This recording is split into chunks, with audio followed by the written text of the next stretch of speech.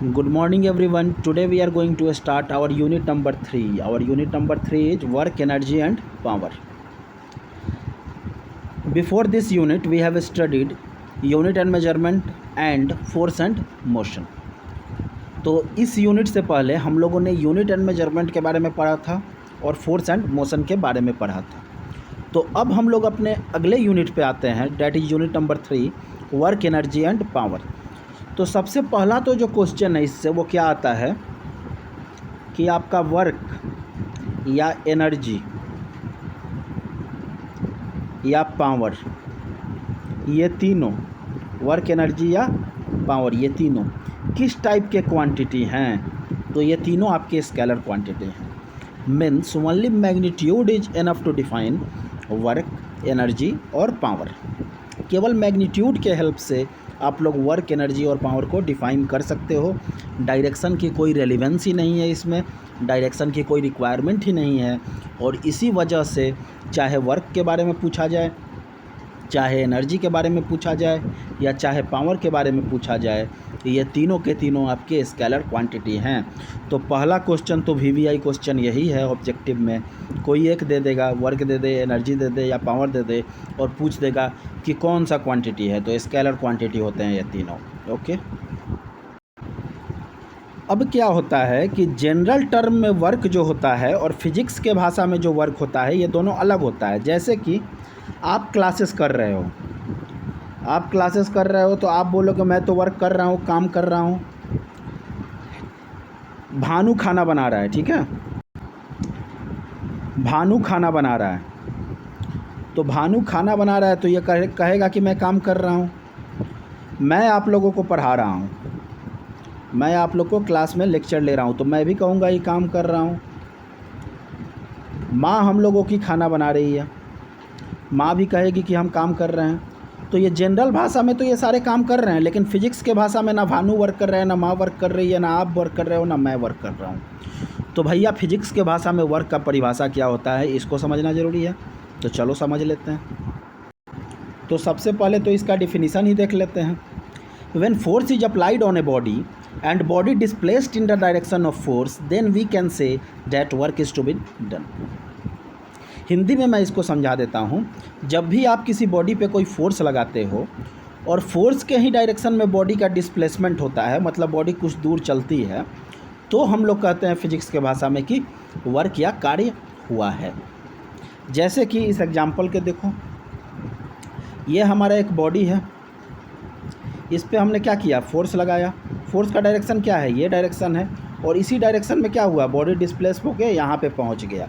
तो हम लोग कह देंगे कि वर्क हुआ है, काम हुआ है। अगर ये बॉडी फोर्स हम लोग इधर लगा रहे हैं और अगर इसका डिस्प्लेसमेंट इधर होता तो हम लोग नहीं कहते कि वर्क हुआ है। मतलब जिस डायरेक्शन में फोर्स लगा है और उसी डायरेक्शन में अगर आपका बॉडी का डिस्प्लेसमेंट हो रहा है तो ही हम लोग कहेंगे कि वर्क हुआ है फिजिक्स के भाषा में। तो this is what work is defined in physics. Okay, अब अगर वर्क का कोई आपसे फॉर्मूला पूछ दे तो वर्क होता है हमारा फोर्स इनटू डिस्प्लेसमेंट। फोर्स को हम लोग F से डिनोट करते हैं और डिस्प्लेसमेंट को हम लोग S से डिनोट करते हैं, ठीक है। तो वर्क हमारा क्या हो गया, फोर्स इनटू डिस्प्लेसमेंट। तो SI यूनिट क्या हो जाएगा, फोर्स का SI यूनिट क्या होता है, न्यूटन, और डिस्प्लेसमेंट का मीटर। और यही जो न्यूटन इंटू मीटर को क्या हम लोग कहते हैं, जूल कहते हैं। तो SI यूनिट वर्क का क्या हो गया, जूल हो गया। वैसे ही CGS यूनिट क्या हो जाएगा, तो आपको पता है CGS में जो फोर्स का यूनिट होता है वो क्या होता है, डाइन, और डिस्प्लेसमेंट का यूनिट क्या होता है, सेंटीमीटर, और इसी को हम लोग अर्ग कहते हैं। अब मैंने आपको बताया था 1 न्यूटन बराबर कितना डाइन, 10⁵ डाइन। तो यहाँ भी याद रखना कि 1 न्यूटन बराबर 10⁵ डाइन। अब हम लोग एक बार देख लेते हैं जूल और अर्ग में क्या रिलेशन होता है। मतलब जूल क्या है, SI यूनिट है वर्क का, और अर्ग क्या है, CGS यूनिट है वर्क का। तो इन दोनों में हम लोग रिलेशन देख लेते हैं, ठीक है। तो याद रखना कि जैसे 1 newton is equal to 10⁵ dyne आप लोगों ने याद रखा था, वैसे ही आप लोग को वर्क का SI unit that is joule और CGS यूनिट डैट इज अर्ज में रिलेशन याद रखना है। तो कितना हो जाता है, 1 जूल इज इक्वल टू 10⁻7 अर्ज।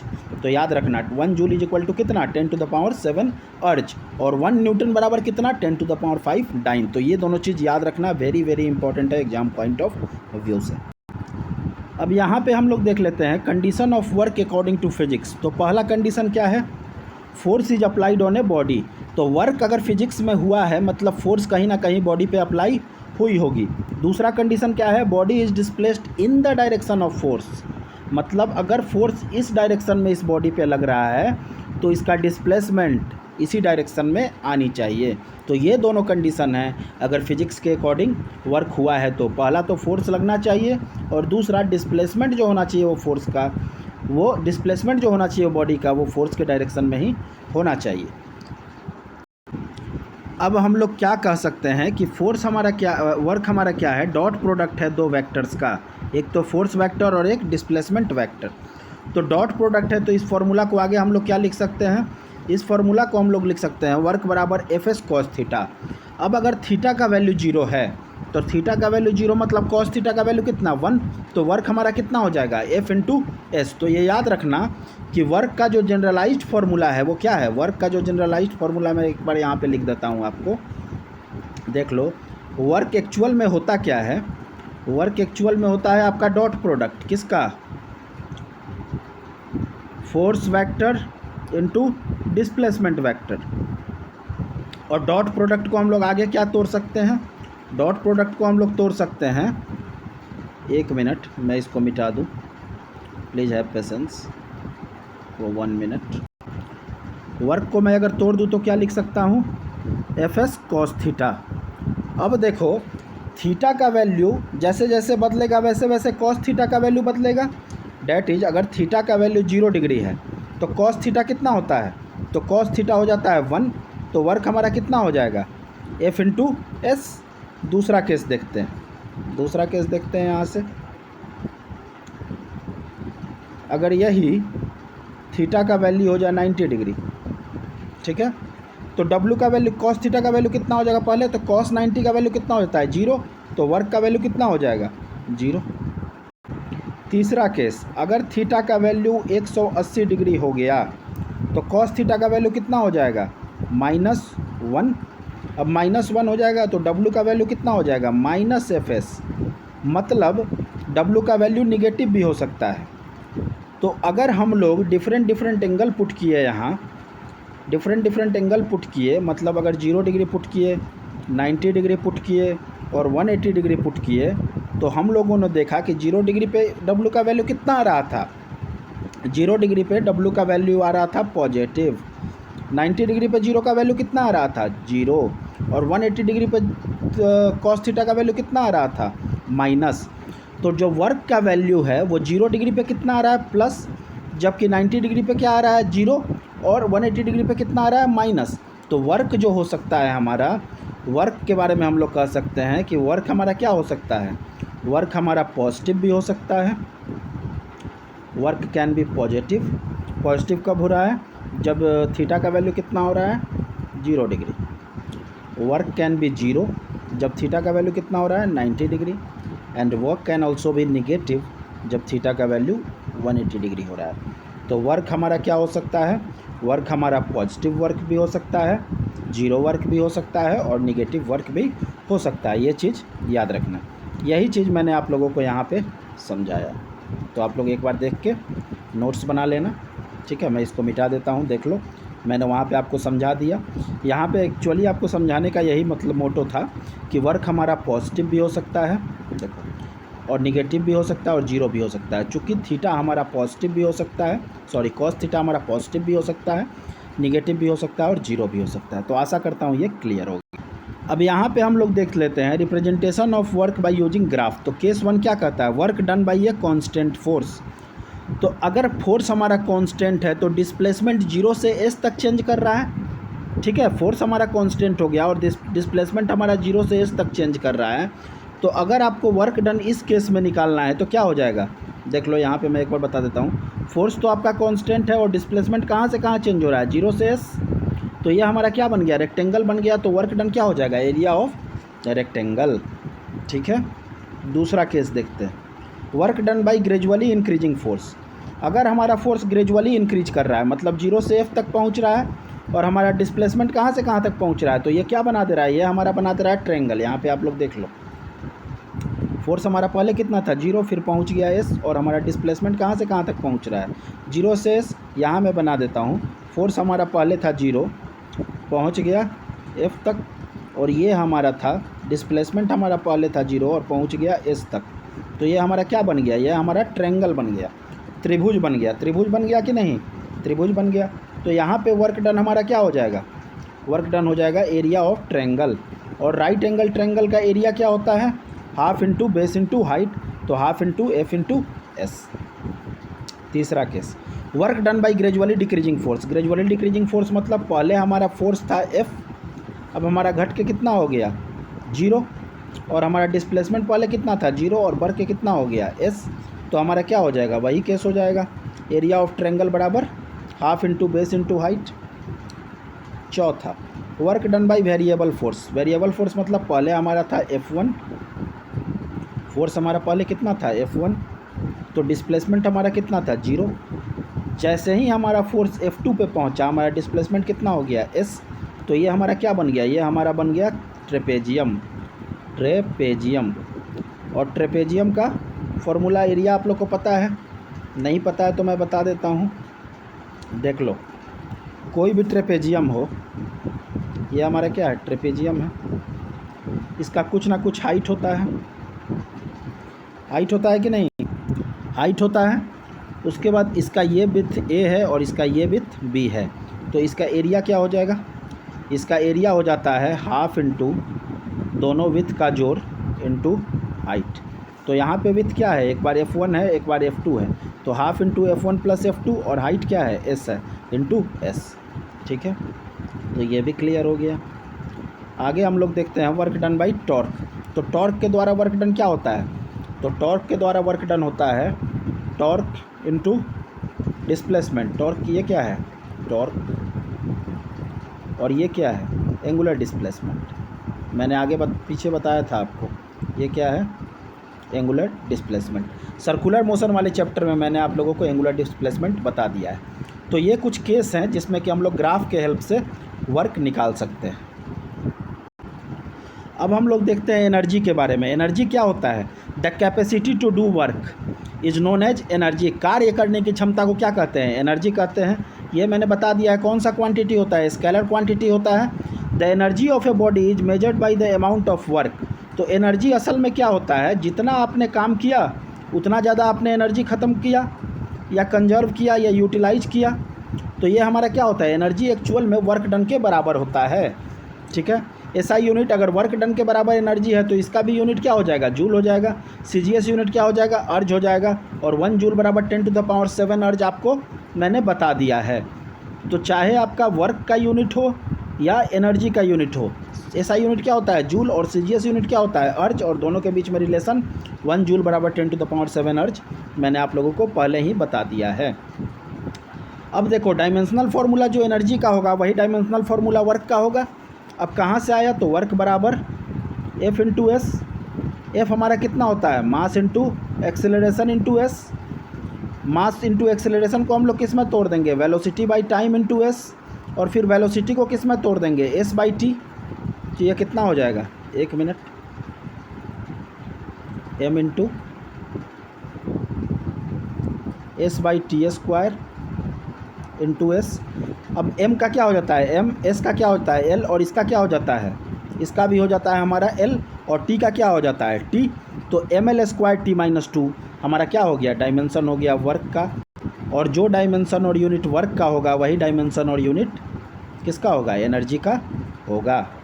अब देखो 2 टाइप के एनर्जी होता है, एक होता है काइनेटिक एनर्जी और दूसरा होता है पोटेंशियल एनर्जी। तो the energy possessed by a body by the virtue of its motion, जब बॉडी मोशन में हो, जब बॉडी गति में हो और तब वो जो एनर्जी यूटिलाइज करे वो क्या हो जाता है, वो काइनेटिक एनर्जी होता है। जबकि the energy possessed by the body by virtue of its position, जब बॉडी अपना पोजीशन चेंज करे उस वक्त जो हमारा एनर्जी यूटिलाइज करता है वो हमारा होता है पोटेंशियल एनर्जी। अब दोनों का हम लोग एक बार फॉर्मूला देख लेते हैं। तो दोनों का फॉर्मूला देख लो। काइनेटिक एनर्जी क्या होता है, काइनेटिक एनर्जी हमारा होता है हाफ mv²। m क्या है, मास है, और v क्या है, वेलोसिटी है। तो ये हमारा हो गया काइनेटिक एनर्जी। दूसरा पोटेंशियल एनर्जी हमारा क्या होता है? पोटेंशियल एनर्जी हमारा होता है mass into ji into H.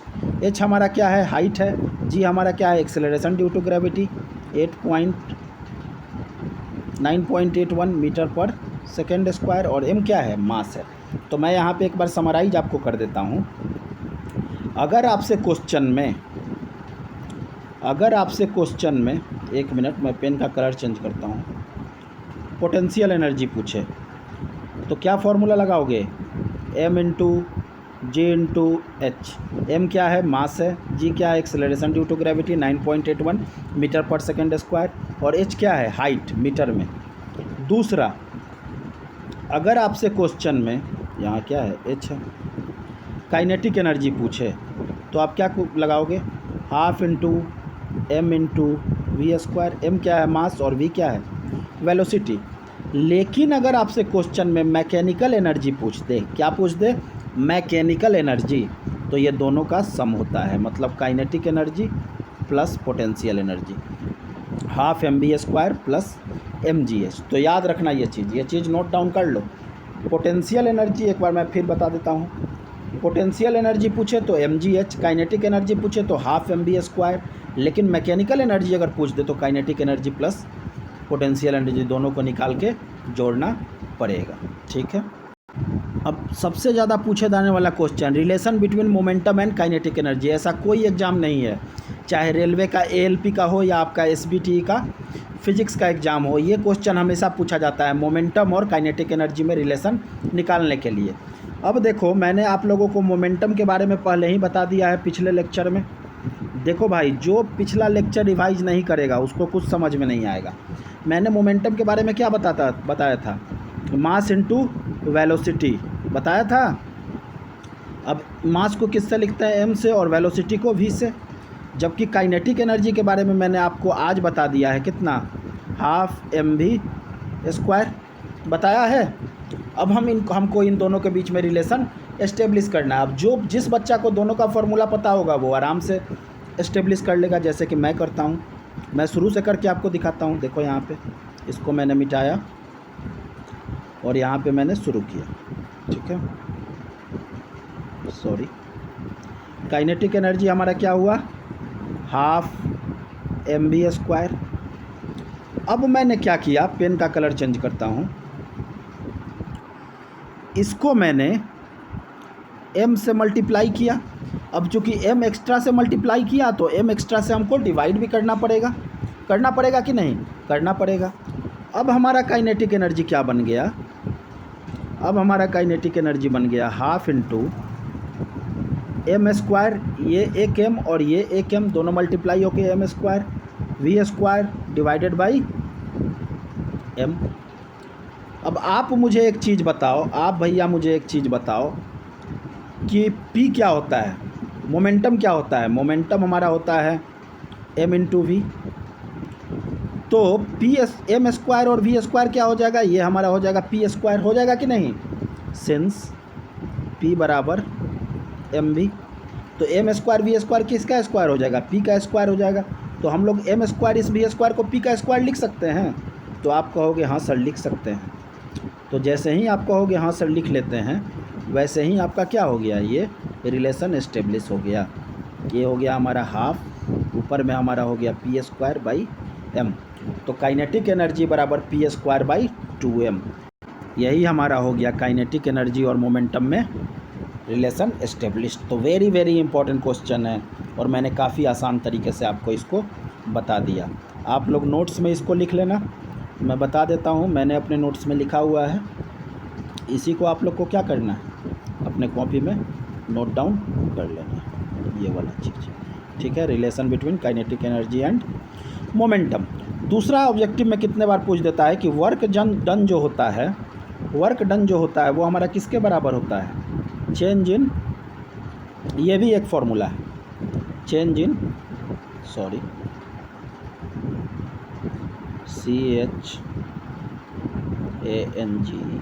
Change in kinetic energy. Change in kinetic energy क्या हो जाएगा? Half into m final velocity minus half into m initial velocity का स्क्वायर। तो ये चीज़ भी आप याद रखना। तो आशा करता हूँ कि आपको ये चीज़ क्लियर हो गई होगी। अब तीसरा चीज़ देख लीजिए, पावर क्या होता है। The rate of doing work is known as power.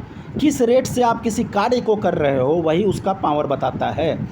अगर सर्वन का रेट है कि किसी काम को 2 घंटे में कर देता है, ठीक है, मतलब काम का क्या है, 10 काम है, इसको सरवन नाम का मेरा एक विद्यार्थी 2 घंटे में कर देता है। जबकि यही 10 काम को हकीम नाम का मेरा एक विद्यार्थी कितने दिनों में करता है, कितने देर में करता है, 4 आवर्स में। तो दोनों में से रेट किसका ज़्यादा है, रेट किसका ज़्यादा है। एक काम करने का रेट सरवन का कितना है, 5, जबकि एक काम करने का रेट इसका कितना है, हकीम का, तो 10/4 मतलब 5/2। तो ज़्यादा पावर किसके पास है, ज़्यादा पावर सरवन के पास है। इसीलिए वो सेम काम को, मतलब यही 10 काम को 2 घंटे में कर देता है, जबकि यही 10 काम को हकीम कितना दिन में करता है, 4 आवर्स में करता है। तो यही है, the rate of doing work is known as power. कार्य करने की जो रेट है, जो गति है, उसी को हम लोग क्या बोलते हैं, पावर बोलते हैं, ठीक है। तो पावर को हम लोग क्या लिख सकते हैं, पावर को हम लोग लिख सकते हैं वर्क बाई टाइम। ये हमारा क्या हो गया, डिफिनीसन हो गया। अब जैसे ही मैंने इसको वर्क बाई टाइम लिखा तो इसका यूनिट में क्या लिखूंगा, देखो पी को मैंने लिख दिया। अब पावर क्या हो गया, वर्क बाई टाइम। वर्क का ऐसा यूनिट क्या होता है, जूल। टाइम का क्या होता है, सेकंड। तो यही जूल पर सेकंड को हम लोग क्या बोलते हैं, वाट। और यही हमारा पावर का ऐसा यूनिट क्या हो जाता है, वाट। तो मैंने यही चीज़ लिखा हुआ है यहाँ पे, मैं आपको दिखा देता हूँ एक बार। मैंने यही चीज़ लिखा हुआ है, इसको मैं क्या करता हूँ, हाईलाइट कर देता हूँ। ऐसा unit of power is what, that is joule पर सेकेंड। अब काफ़ी बार आपको पूछता है कि जो पावर का यूनिट है वो हॉर्स पावर में दिया रहता है, कितना में, हॉर्स पावर में। तो 1 हॉर्स पावर, यहाँ मैं लिखता हूँ, 1 हॉर्स पावर 746 वाट के बराबर होता है। तो 1 हॉर्स पावर कितना के बराबर होता है, 746 वाट के बराबर। तो ये चीज़ याद रखना, ना जाने कितने बार ऑब्जेक्टिव में ये चीज़ पूछा हुआ है कि 1 हॉर्स पावर कितने के बराबर होता है, 746 वाट के बराबर। और 1 किलोवाट कितने के बराबर होता है, 1000 वाट। किलो मतलब क्या होता है, 1000। तो 1 किलोवाट 1000 वाट के बराबर होता है। तीसरा इम्पॉर्टेंट चीज़ जो इसका फॉर्मूला था, वर्क बाई टाइम। अब हम इसको क्या लिख सकते हैं, power is equal to work by time. Work को हम लोग क्या लिख सकते हैं, force into displacement by time. और ये एस बाई टी क्या होता है, डिस्प्लेसमेंट बाई टाइम, यही हमारा वेलोसिटी होता है। तो पावर को हम लोग क्या लिख सकते हैं, फोर्स इंटू वेलोसिटी भी लिख सकते हैं। तो ये चीज़ याद रखना, पावर को हम लोग क्या लिख सकते हैं, फोर्स इंटू वेलोसिटी। कहाँ से आया मैंने बता दिया, यहाँ से आप लोग इसको नोट्स में नोट डाउन कर लेना। मैं यहाँ पे बता देता हूँ, पावर बराबर F into S by T, power बराबर एफ इंटू ए, फोर्स इंटू वेलोसिटी। और पावर बराबर क्या होता है, एनर्जी बाई टाइम, क्योंकि वर्क और एनर्जी दोनों बराबर चीज़ है। तो यहाँ पे मैंने आपको वर्क, एनर्जी और पावर के बारे में बता दिया। एक बार नोट्स आप लोग देख लो, इस नोट्स को आप लोग लिख लो अपने कॉपी में। तो आशा करता हूँ कि आपको ये समझ में आ गया होगा। कोई डाउट हो तो कमेंट सेक्शन में छोड़ देना। Thank you.